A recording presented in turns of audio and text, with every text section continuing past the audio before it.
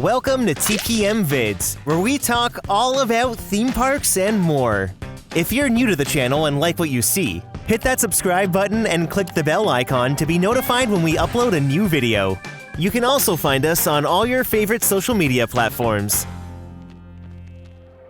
Canada's Wonderland is the most visited theme park in the country. And all season long, people have been noticing that they're cooking up something big. Well, today, I'm going to take you over the construction walls and behind the scenes of their new ride for 2025. We haven't had a big roller coaster since 2019 with Yukon Striker, so it was about time to get back to our thrill seekers. And are they ever?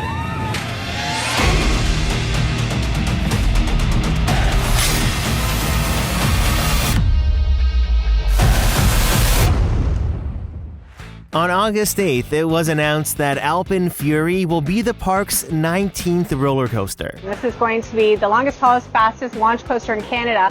Plus, it has 9 inversions, which is the most for any launch coaster in the world. That's right. If you want to ride a record-breaking launch coaster with not one, but 2 launches, then Canada's Wonderland is going to be the place to be. Construction started back in March of 2024 with the removal of Extreme Skyflyer. But a project like this doesn't just happen overnight. We started the process in the spring of 2023, and about 2 years from start of planning to getting the first guests aboard.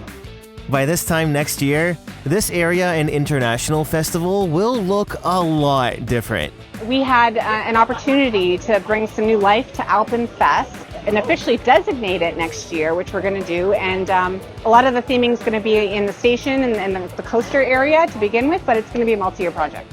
AlpenFest continues the park's efforts to really bring the theme park back into Canada's Wonderland. When the park opened in 1981, all the areas around Wonder Mountain represented different regions of the world.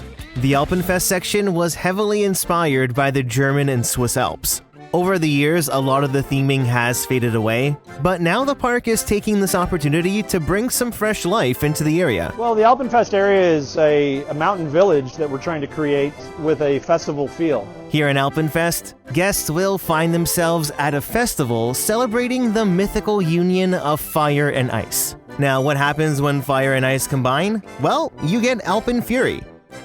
On National Roller Coaster Day, the park invited a bunch of us to tour the construction site with Brent Ellis. He's the construction manager for AlpenFury and the construction and maintenance manager at Canada's Wonderland.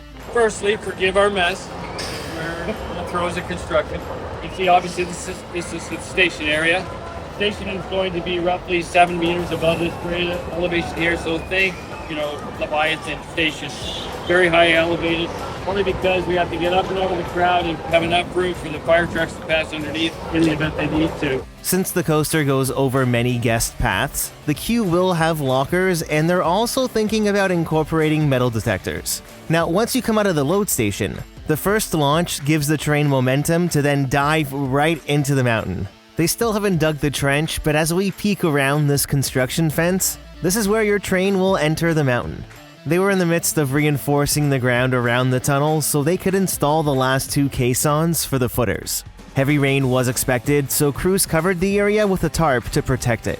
Being inside the construction fences really makes you realize how big this project really is. The scale of it is huge, and you know what else is huge? Wonder Mountain. We were actually given a special behind-the-scenes peek inside the mountain to get a closer look at progress on the coaster. Oh my gosh. Oh wow. Yep, that pretty much sums up my reaction. I was at a loss for words. Now, once we were suited up with our hard hats, Brent got us acquainted with the construction office mascot. That's going to be our little command center. We put Swiper there just to add a little levity. What an honor to guard all the secrets of AlpenFury. Now, Swiper is a little leftover relic from the Paramount days at the park in Nickelodeon Universe. Who remembers that? But once the group had their PPE, it was time to explore the inner depths of Wonder Mountain.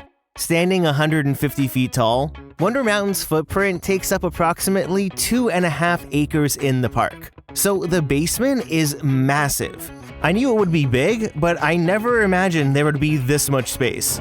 Essentially a steel structure that's clad with a gunite skin. Right now we're assembling anchor cages. Rebar cages are caissons that are being installed in here. You see one that's still got fencing around it. We still have to do the cap.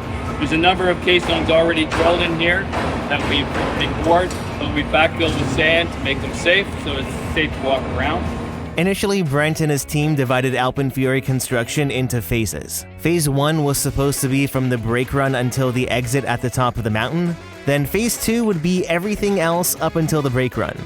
Due to the sheer amount of work needed inside the mountain, they had to split Phase 1 up, and the interior was designated as Phase 1.5. As we talked about, the top, this is where the coaster dives in. Now the main launch front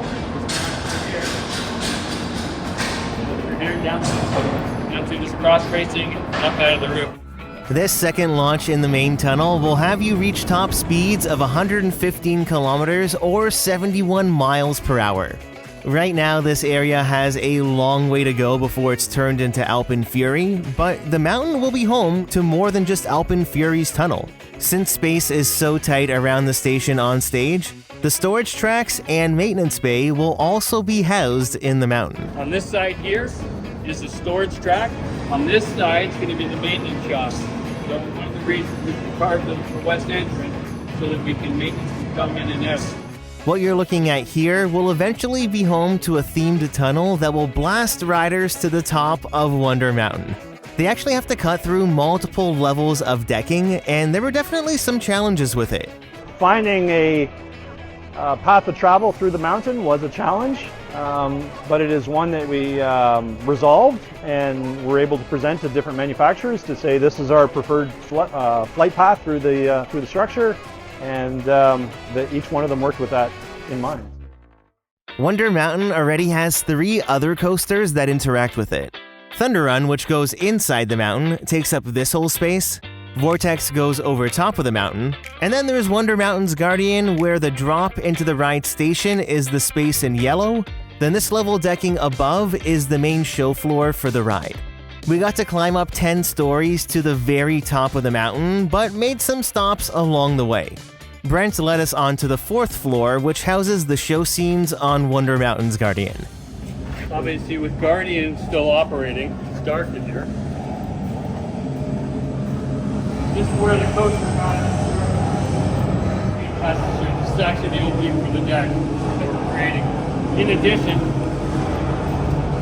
another opening here, a couple more over there for the Tower 2 columns that pass through Tower 1 and Tower 2. With AlpenFury, none of the coaster supports will be connected to the mountain at all. They're going to be anchored into the basement level.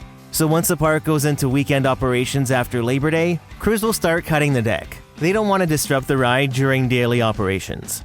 Now, we still had a few more flights to climb, but we finally made it to the top.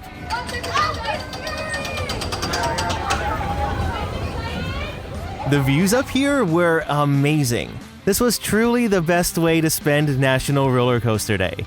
Back when the park first opened, the top of Wonder Mountain here actually used to be an observation deck. So views like this were in abundance, although the park did look a lot different back then. To get up to the top, you would take the Wonder Mountain pathway, and along the back, you can see the paths and archways still exist. You even used to be able to walk behind the falls through these passageways here. The Wonder Mountain pathway closed around 1986 when they moved Blauer Enzian, now known as Thunder Run, into the mountain. Fun fact, AlpenFury Station will be exactly where Blauer Enzian Station used to be. Just a little Wonderland history for you.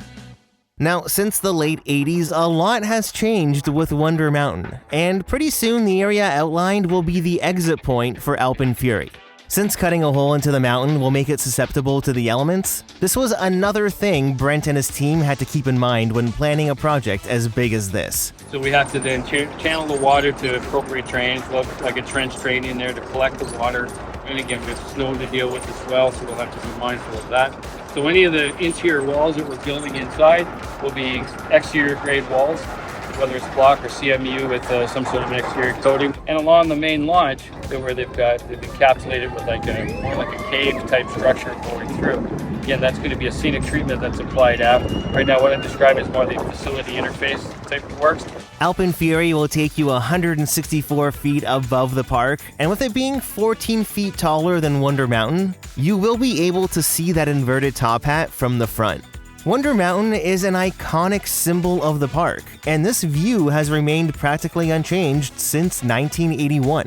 It's part of the beauty of Canada's Wonderland, so Brent and the team ensured the coaster wouldn't be too intrusive. Part of the thinking was it didn't want to be too tall because obviously from the floral flag looking down International Street, we wanted to make sure that it was elegant looking and it wasn't, didn't take away from the beauty of the mountain. I think we've kept it to the right height so that it comes up and out. You can see it from outside, but it doesn't detract from the beauty from that vista. Looking down International Street will be a little different next year, especially with that blast of fire coming from the top of the mountain. The team is still working out the logistics, but the fire effect is planned to be there when the ride opens next year. AlpenFury has such a unique layout, and it's going to complement the coaster lineup at Canada's Wonderland so well. With over 3,200 feet of coaster track, AlpenFury covers a large footprint in the park, but it still leaves room for future ride expansions. In addition to many near misses incorporated into the 9 inversions, this record-setting coaster will have many unique elements. First is the Skyflyer Loop, which pays tribute to Extreme Skyflyer, the former sky coaster on this piece of land. It's going to feature an ascending helix that crests into a zero-G stall before diving into an inverting descending roll. The Icewinder roll will invert riders in opposite directions when entering and exiting the element. And finally, the Fire Serpent roll is an ascending zero-G roll into a descending corkscrew. Now, premier coasters are smooth, but the trains aren't known for being the most comfortable. The good news is that the park did confirm that modifications were being made to the coaster trains. You can kind of see it in the model video. Just looking at everything, you can see that there is still a lot to do, but construction is moving right on schedule. Work is about to ramp up, especially on Phase 2 of the project. Before you know it, the 2025 season will be here, and we'll finally be able to take a ride on the record-breaking AlpenFury. I cannot wait. Now, what are your thoughts on AlpenFury? Do you plan on riding it in 2025? I'd love to know. Leave a comment down below to start a conversation, and don't forget to hit that like button if you enjoyed the video.